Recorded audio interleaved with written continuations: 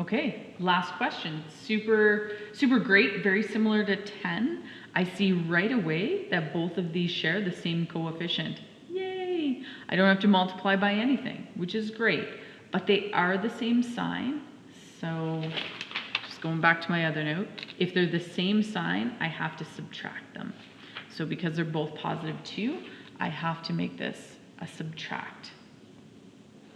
All right, so we're just going to go through it. So negative 2 subtract 4. And sometimes it's easier if you write it on a piece of scrap paper like that. Oops, sorry, you can't see that. Like this, because this sometimes when we stack them, you don't see it as clearly, but this, we're going to have a negative 6x. And then 2y subtract 2y gives me 0. And then I have 6 subtract negative 5. So I'm going to have 6 subtract negative 5. 6 subtract negative 5. Ooh, we're going to get some fractions. That's exciting. So we have 2 negative signs, so we know that we add the opposite, so we're at 11 here.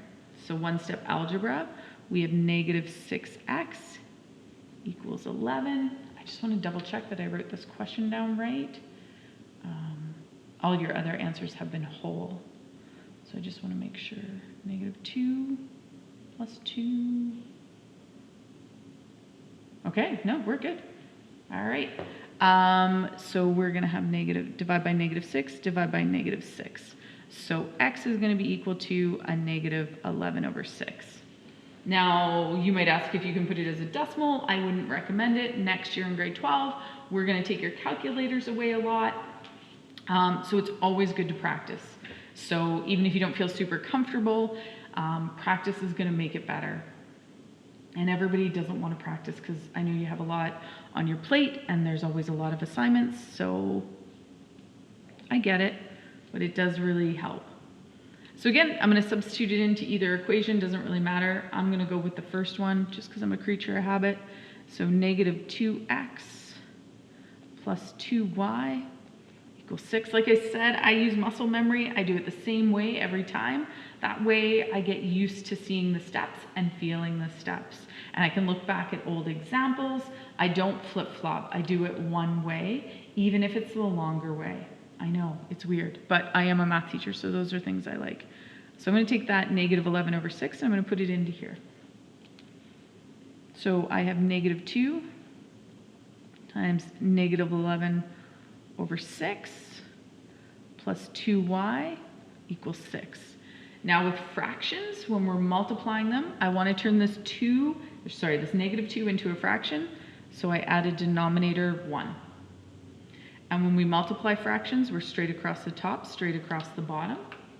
So we're going to have a positive 22 over 6. Ooh, only if it was 24 it would work. 2y equals 6. Now, it might help me, and I don't know if you see this, but you could reduce this fraction. You could divide the denominator and numerator both by 2. So we would have 11 over 3 plus 2y equals 6. Lots of people ask me, how do I know when I'm done? Well, 3 is a prime number. I can't get any more numbers out of that. It's not made up of any more numbers other than itself. And 11 is also a prime number, so I know I'm done that way.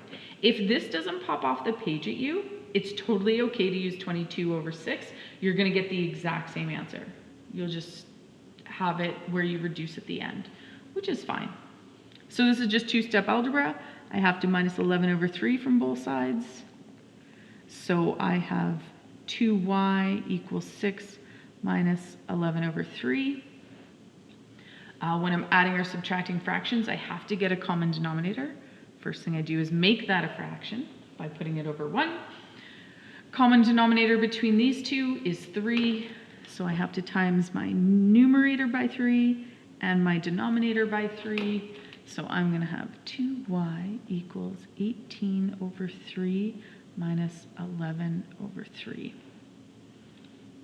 So I'm going to get 2y equals 7 over 3. Okay, not done. I still need a single y. I have to divide this side by 2, so that means I have to divide this side by 2. And you're like, hey, how come that one's written as a fraction, that one's written as a divide sign? Both mean the exact same thing. I just find it easier when I'm dividing fractions to write it out like this. Because nobody wants to see 7 over 3 divided by 2. That just looks terrible. All right, so I'm just going to scratch that out so we don't have to look at it. All right, I've run out of room because I love fractions. So y is equal to 7 over 3 divided by 2.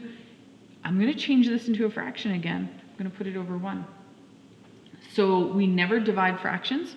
We always multiply by the reciprocal. And I apologize if you've got this already, if you understand how to deal with fractions. Just because we don't work face to face, I'm not 100% sure how comfortable you feel.